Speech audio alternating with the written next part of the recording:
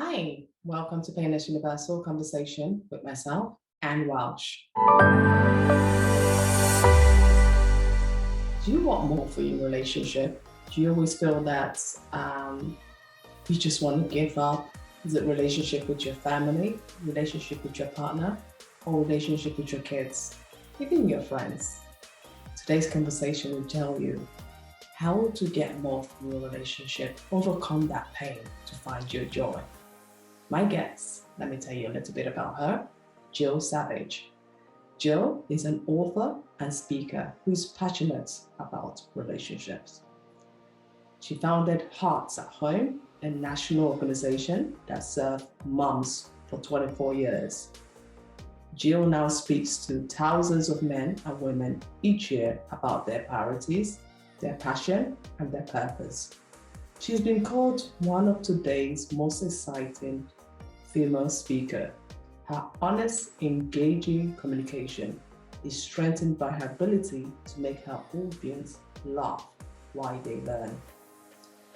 Jill is the host of No More Perfect podcast and the author of 14 books, including Emptiness, Full Life, Real Moms, Real Jesus, the best-selling No More Perfect Moms, No More Perfect Kids, Better Together, and No More Perfect Marriages.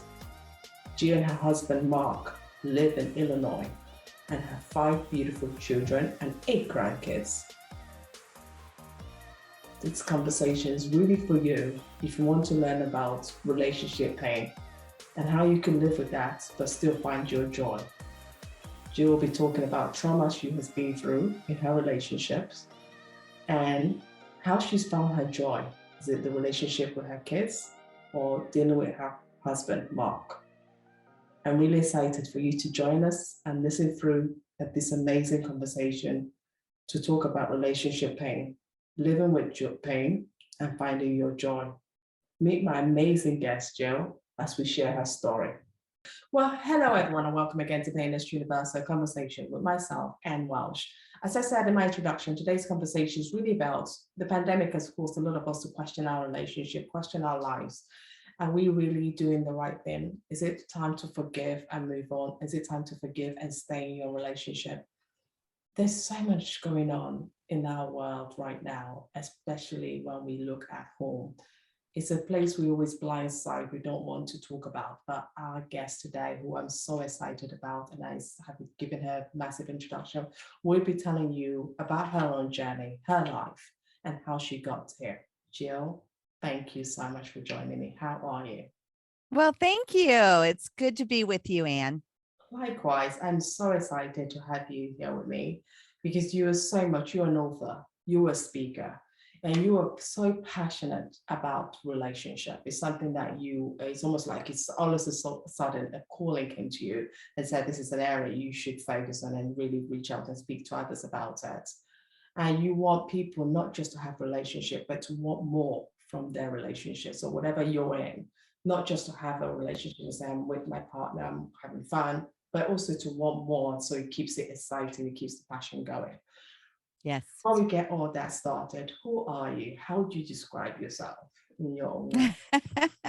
Well, I would say first, I'm a wife, I'm a mother. I am a believer. My faith is important to me. I am a nana, and I absolutely love being a grandma. And so we have 5 children. They're all young adults and out on their own. And then we have 8 grandchildren. And my husband and I have been married 38 years, 28 of them happily. I love that because everyone will say 38 years. Oh, has everything always been perfect? Oh, wow. Well, I love that. Oh, yeah, that's really good. I love that you said that because that gives people that believe that it's not because you've been married for so long, it means you haven't had the humps and bumps. When you look at your life growing up, has anything planned you for where you are today? You know, you're an author, you speak, you mentor others, you look after others, making sure they're the right path. Did anything in your background lead to where you are today? It's really interesting. I am not doing what I thought I would be doing. When I was younger, my plan was to teach music. And that's what I thought I would be doing. My degree from university is music education. I thought I would be teaching voice and piano. And that's just not the doors that opened up for me. And I did teach voice and piano privately for about 15 years. But shortly after I got married and started having children, I actually started an organization called Hearts at Home. And that organization was for moms. And we started out with, thinking we had a mom conference, and we thought, you know what? There will be maybe 300 moms that'll come to our mom conference. That's kind of what our goal was. And this was back in the mid 90s. And we did not have 300 moms. We had 1,100 moms that came to the very first mom conference. And I went, whoa, what just happened? And so the next year, we had 2,800 moms that came to the conference, and then 3,400, and then 4,500, and then 5,400, and then 6,500 moms. My husband used to say that at the end of that weekend, there was no chocolate left in town. Absolutely. So it was crazy. So I really started out, I had a passion.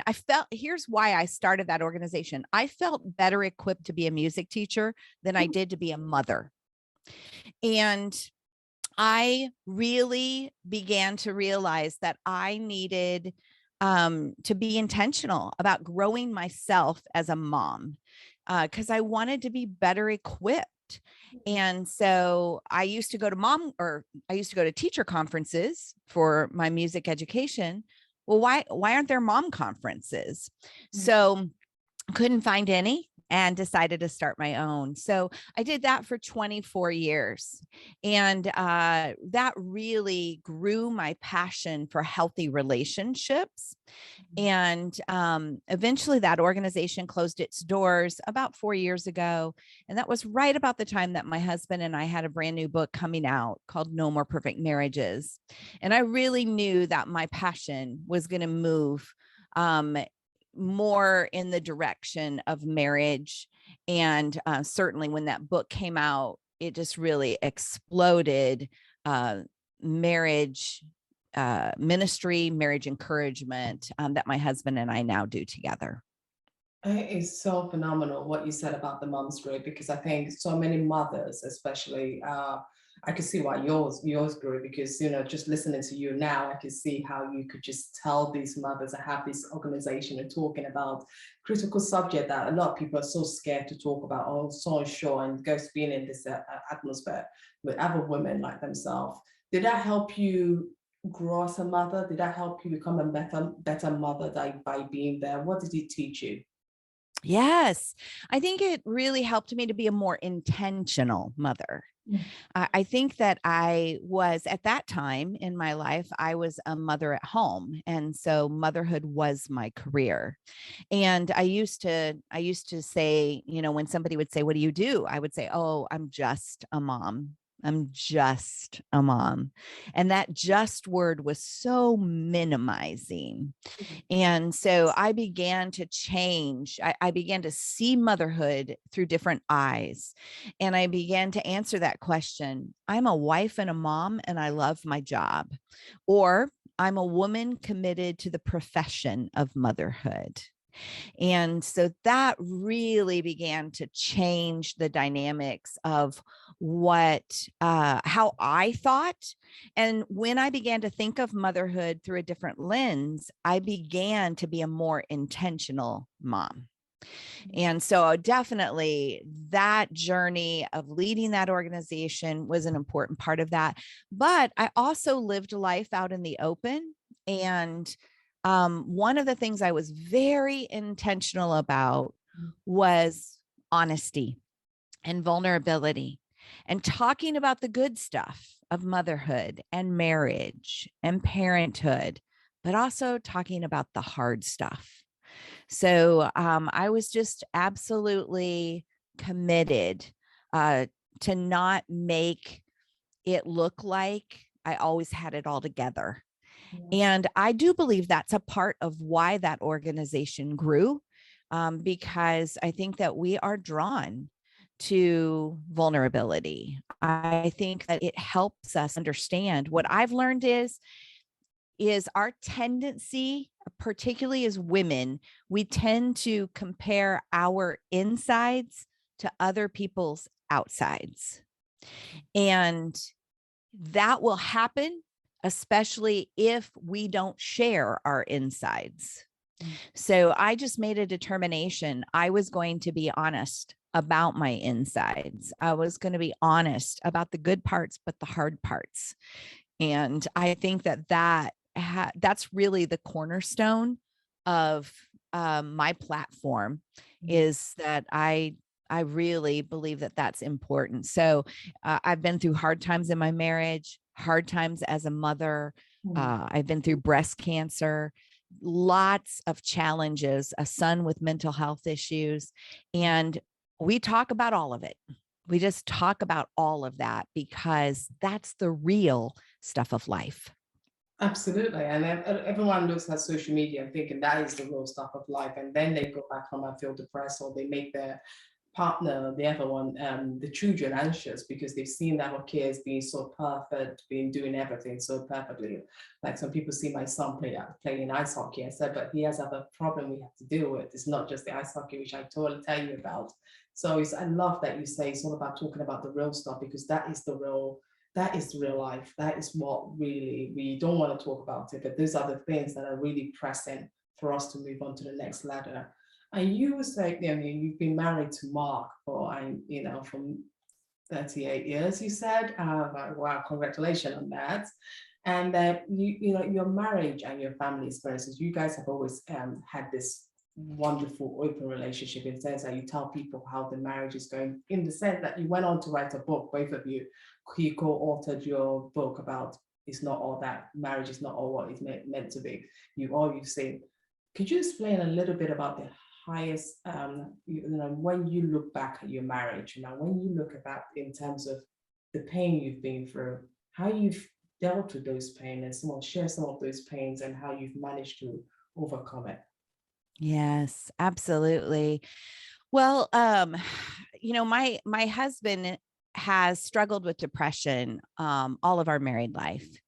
And for probably half of it, it was undiagnosed depression. We didn't know really what we were dealing with, but he would have ups and downs. And it was about 10 years ago when he had the deepest, darkest depression I had ever seen him struggle with. He had been a pastor for 20 years, and he had decided to leave pastoring. He was pretty worn out, and decided that he was going to start his own construction business. And he did that. But I saw him just begin to almost spiral emotionally. He just couldn't. He just couldn't find a firm foundation. He would have said that his identity wasn't wrapped up in pastoring. It wasn't wrapped up in what he did. But the truth is, now that he can look back, he realizes, wow, it was a lot more than what I realized. So I knew he was personally struggling, but I just couldn't, I wasn't sure how to help him out. And so it was in 2011 when I discovered that he was being unfaithful. And that rocked my world like never before. I mean, I would have never said that that would have been a part of our story. Yeah. I was absolutely brokenhearted. And at that point, he was determined that he was actually going to leave our marriage and he was going to pursue the other relationship. So eventually he separated, and my heart was broken. Our children's hearts were broken. 3 were young adults. 1 or 2 were still at home. They were teenagers. Every one of them brokenhearted. And I knew that my husband had just lost his way. I knew that this wasn't really him, that he was struggling. But and he was disillusioned with life. He was disillusioned with God. He was disillusioned with our marriage. He was just disillusioned with everything. And he was just sure that a new relationship was the answer, until he was in the new relationship long enough that it started to have the same problems. And he began, as he says it, he began to realize that he took someone with him, and that person was a mess, and that was him. And so eventually he did a U-turn. He did a U-turn and came back to our relationship. And I never felt released from that relationship. I never felt like I was to give up on it, because I felt like my husband had just lost his way, and that it was possible to redeem this, even this very broken trust place that we were in. And so when my husband made that U-turn, and he threw up the white flag of surrender and said, "Man, I have made a mess of this. I'm so sorry, but I want to restore this." And I was grateful, but I'll be really honest, it was about a 2-year restoration journey for us. And in the midst of that pain, I would say that there were 2 really important lessons that pain taught me. Yeah. The first lesson is that even when it is not well with our circumstances, it can be well with our soul. And that really became my personal prayer. I had actually heard a speaker at one of our Hearts at Home conferences had shared that. And she had shared it in relationship to her blindness. She was a blind woman who had lived with blindness since she was 17. And she said, as our keynote speaker, "You know what? As it relates to my blindness, it's not well with my circumstances, but it is well with my soul." And so that became my prayer. Okay, it's not well with my circumstances, but I'm determined it will be well with my soul. And that's when, for me, my faith really became a firm foundation for me. Yeah. And I was determined that whether my marriage made it or not, I was going to be okay.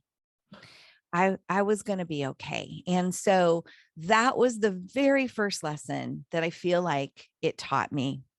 The second that it taught me is that we can use really crappy situations in our life for fertilizer for growth.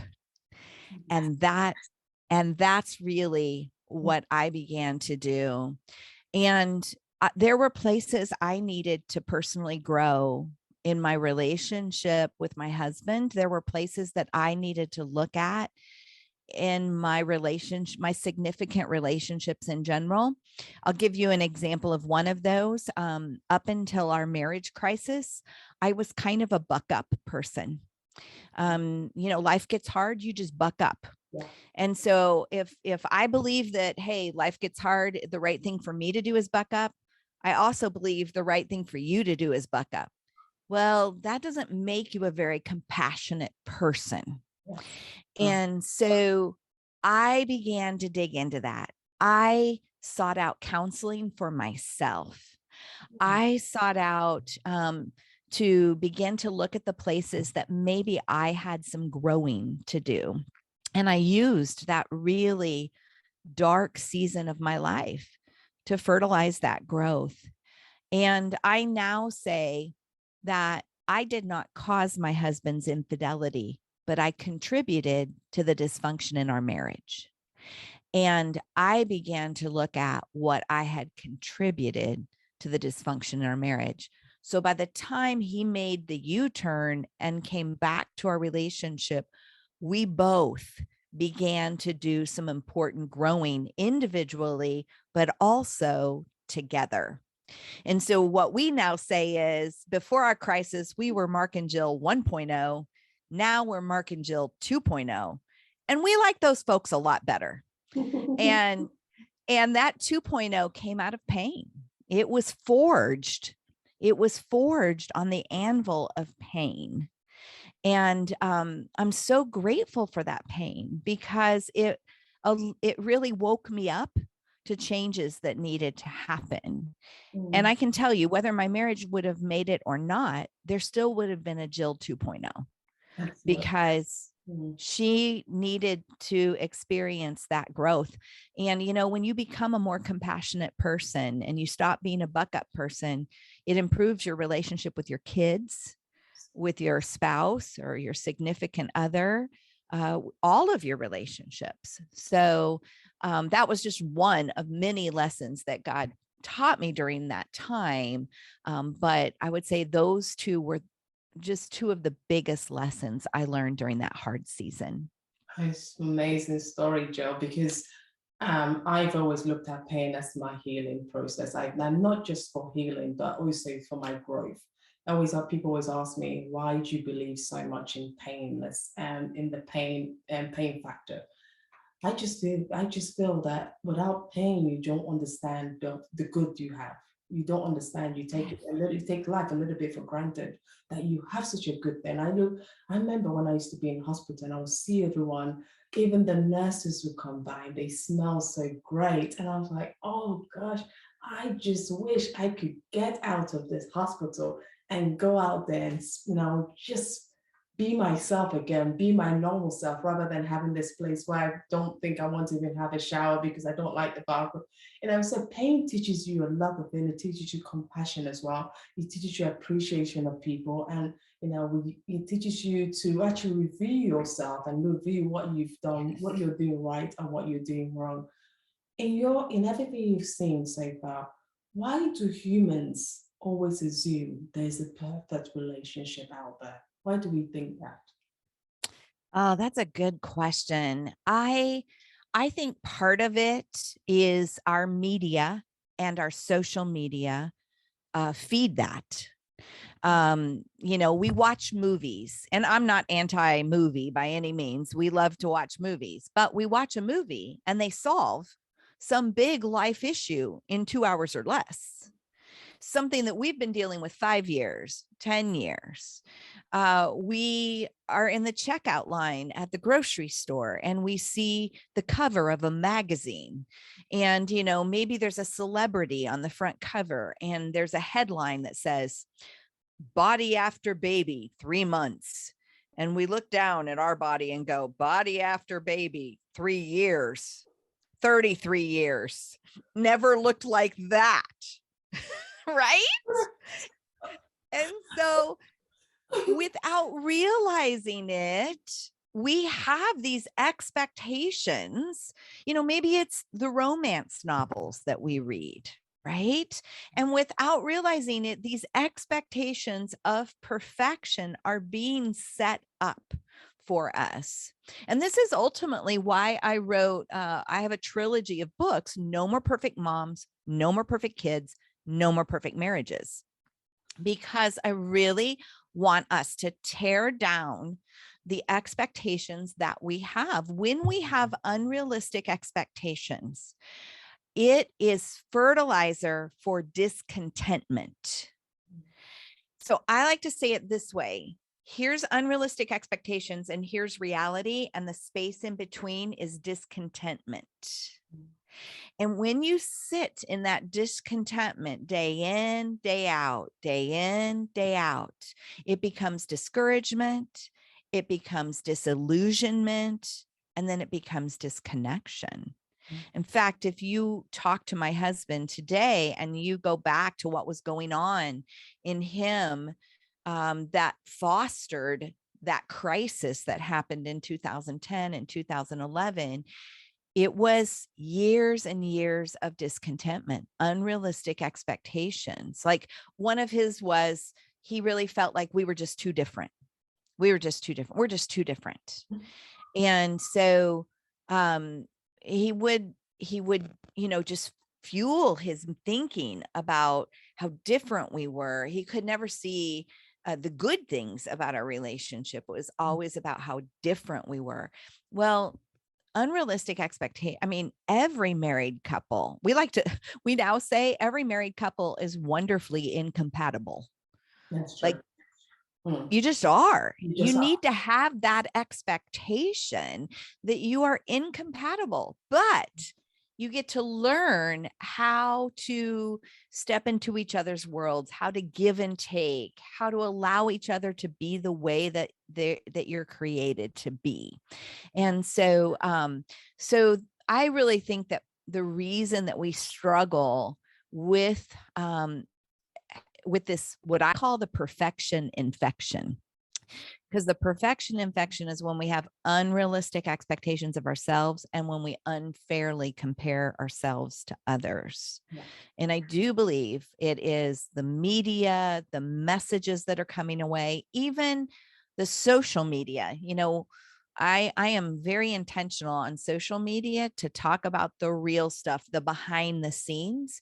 And I think more of us need to do that because it will help normalize the imperfect parts of life. I guess, and that is something I like your work for, because you're an author of and co-author of 14 books. And I love your title. I think just reading your title alone, my heart's at home, real moms, real Jesus, living with less so your family has more.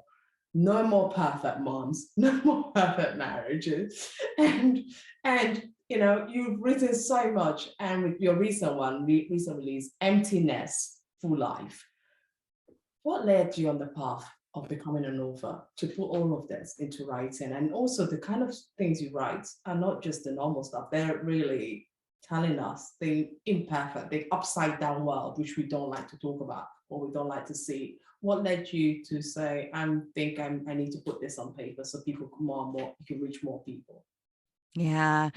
Well, it's really interesting because I kind of came through the back door of publishing books. Most people will ask me the question, did you always want to write a book? The answer to that is no, I didn't.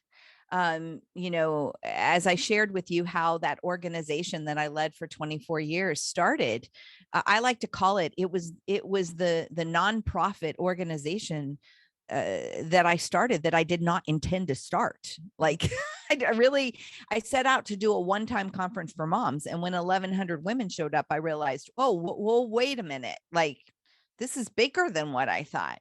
And we were probably about 5 years into our conferences, and they were seeing, anywhere from 4,000 to 5,000 women attend at that point in time. That publisher started knocking on our door saying, hey, what would you think of, writing a book? I mean, you've already got a built-in audience. What would you think? And, we began to talk about that and pray about that. And, I began to realize, I think that books could go places I physically could not go. And I think, it's a great opportunity. So initially they actually, the publisher wanted to partner me with like a ghostwriter because I was the face of the organization, but they weren't assuming I knew how to write. And I said, well, I think I can do it. And I was writing a local column for our local newspaper at that point in time. And I had been for about maybe 4 or 5 years. And they were like, are you sure? And I was like, I really think I can probably do it. My dad was an English teacher. And so he hammered, good grammar and writing skills. And I used to win speech contests. And so I was like, I think I can do it. So I, went ahead and took a stab at the very first book. And that book is a book titled Professionalizing Motherhood, because it looked at motherhood as the profession that it is. And it did very well. And honestly, that began to launch my writing career. And I think that the other thing that motivates me, though, is when I get an email from someone that lets me know the difference that the book made in their life. When I get to read the results stories of how it changed their perspective, or how it equipped them for the next season of their life, or how it gave them purpose that they had not experienced. And that makes it so very much worth it. In fact, I used to say that makes it worth all of the frozen pizzas I fed my children to write those books. I can imagine, because it must have taken so much out of you to do this. But one of your book I started reading is a bit called How We Can Live with Less to Give More for Our Children. And I think in times like this, as you look at inflation is going up, and I know this is not just in time value, it's not just in money value. You're also talking about within ourselves how we can live with less. Could you explain to us what are the key things to help people who might be struggling out there, who might be finding it difficult? How can we live with less to give more to our children? Right. Well, that particular book, Living with Less So Your Family Has More, is about living with less stress, less activities, and less money than what is culturally acceptable. Bottom line, it's about standing up to adult peer pressure. And every one of us deals with that in some way, shape, or form. And what I really want to challenge the reader with that book is to look at that when you live with less stress and less money and less activities than what is culturally acceptable, you begin to experience more availability, more peace, more patience, more kindness. And those are the mores that really will make a difference. Someday down the road, your kids are grown. They're not going to remember how many activities you took them to. They're going to remember how you made them feel while you were taking them to those activities. And so what we need to do is we really need to balance out our lives. I think that we live in a culture that says that you're a good parent if you have your kids signed up for an activity every night of the week. And, I remember a story Dr. Kevin Lehman told when he keynoted at one of our Hearts at Home conferences. He told a story of a little boy. He was 4 years old and he was out. He was playing t-ball, and which is like the precursor to baseball. So he's playing t-ball, and when you play t-ball, not a whole lot happens in the outfield, way out in the outfield. And this little boy was in the outfield, and he was down on his hands and knees, and he was looking for something. They weren't sure what. Mom and dad didn't worry about it. His coach didn't worry about it until a boy came up to the tee, hit the ball, and it went straight out in the outfield. And suddenly everybody's yelling for this little boy. Hey, go get the ball. Go get the ball. Go get the ball. And he looked it up like, you are really bothering me. Like, I can't be bothered with getting the ball. And he kept looking down and trying to find whatever he was trying to find. And they're yelling, get the ball. And finally he stands up, puts his hands on his hips, and he says, I can't get the ball. I am looking for a 4-leaf clover. And he's searching for this, little 4-leaf clover plant in the ground. Quite frankly, kids need to be playing in sandboxes and searching for 4-leaf clovers and chasing butterflies far more than they need to be signed up for every activity under the sun. And I'm not anti-activities. I'm just pro balance, that we need to recognize that the mores that our kids need are not always the mores that everybody is screaming about and saying that you need to be a good parent by signing your kids up for this activity and that activity. We have to do what's right for our children. We have to do what's right for ourselves and stand up to adult peer pressure. That's what Living with Less So Your Family Has More is about. That's a beautiful book, because that is something that I also teach myself as well. With mother of 2 kids, I have to teach myself that I can't do it all. I'm a human being. I can't run everywhere. I can't be in this, trying to please who at the end of the day. And also the kids, you have to also listen to the kids.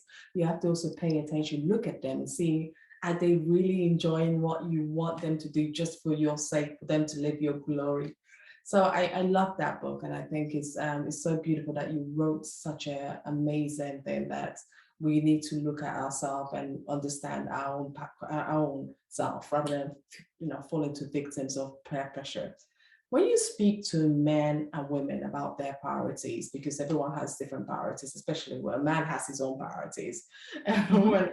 then speak to them about their priorities, their passion, and their purpose. This is something you're very key for. I call it the three P's: passion, priorities, and purpose. How do you get Yes. them to achieve and understand result does not always come easy? Right. Well, I mean, talk about setting realistic expectations, right? I Yeah. mean, that's really that number. Life is hard. Life is challenging. Relationships are difficult. Relationships must be fought for.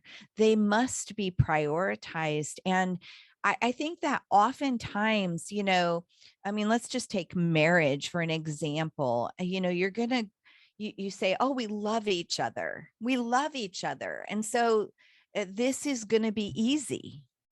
And that's baloney. You may love each other, but no relationship is easy. And so, it may be easy that first year or the first few years. And I would even say to people that say, whoa, we've never had an argument in our entire life. I would say, then you're also probably not sharing honestly with one another. So, so I think that what we really have to do is we have to recognize that life is hard. And back to my husband's midlife crisis, he will often say that he was always the guy looking for the easy button. Where's the easy button? Well, when the easy button didn't show up, then he started looking elsewhere because he was convinced the easy button existed. Relationships have to be easier than this. And now he is a man with a completely different perspective, and he recognizes there is no easy button. We have to work hard for the things that we want, that for the priorities that we have. My husband and I have a podcast. It's called the No More Perfect Podcast. And we recently did a episode on advanced decision making in your life. Well, it's like we all say we have these priorities, but then how do we carry them out? We have to make advanced decisions and then live up to those advanced decisions. Put those in our calendar first. So you may say, my marriage is a priority. But if you're not taking time for your marriage, then you're not living out that priority. So we encourage couples to have how they're going to invest in their marriage on their calendar planned a year out. I mean, how are you going to invest on a weekly basis, on a monthly basis, on an annual basis, and get that on your calendar before anything else happens? That's how you begin to live out those priorities. And guess what? That is hard work. And so, a good marriage doesn't just happen. A good marriage is intentionally created. A good marriage, or excuse me, a good relationship, a healthy relationship with your children doesn't just happen. It happens because we prioritize time with them, because we make sure we have the margin in our life to have the patience that is needed. Yeah. And so whatever is your passion and your priority, you have to work hard for that. A final question before I let you go, because I could stay with you all day because your words are so honest and fair, and you just go with it. You're an author, motivational speaker, you do a podcast now. When you look out in the world today, the world is changing so much. Every decade, every time, with the things that change, people are so easily to let go of things. People are so easily to say, I give up. I'm not going to work on, I'm not going to try, even with their kids. You know, this is why I we see know. so many children today are not given their full potential because their parents say, I want to be this. They just say, okay, I give up. I'm just letting you be where you are. What is your hope for the future? I mean, for the future as we go further, you know, with all you've seen, what is your message to people out there saying to themselves, I don't know what a relationship is, and I just want to end this because I just don't think I want to be in it. And even though you know this has so much potential, what would be your message to anyone going through that deep pain? I would say that in most cases, now I'm not talking about cases where there's an abusive relationship and you need to get out of that.